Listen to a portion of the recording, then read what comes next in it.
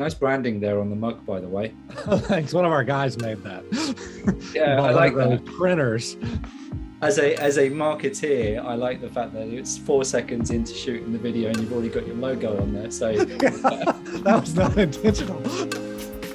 So our business is multi-pronged. It's has a lot of history. It was founded in 1940 in Houston. Started out servicing nautical instruments. The original name of the company was Texas Nautical Repair. So Klipboard we use exclusively in our microscope servicing business. And I mentioned earlier that we service most hospitals in the city of Houston, and each location with maybe dozens and dozens of microscopes, and they have a whole biomedical engineering department that manages the maintenance of all these types of equipment. And their technicians are not experts in any one thing, but their job is to make sure that this equipment is serviced on a periodic and regular basis so that they're compliant with whatever standards they're subject to.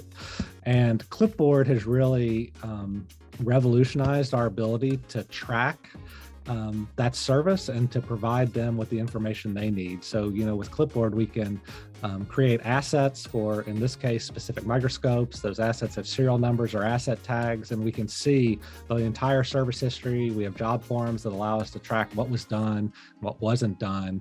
So and we can also see when the next service is due. We generally know how often they do this maintenance, and that's something we were never able to do with our old system. So we would frequently get a call previously, before we started using Klipboard, where the biomedical engineer at a major hospital would say, we have to have 15 microscopes serviced and we need it by Friday, because that's the date that they expire on Friday.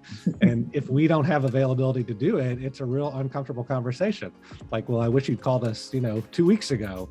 But now we can kind of be proactive and say, you know what, these services are coming up and we should contact them ahead of time and say, do you want us to schedule the service?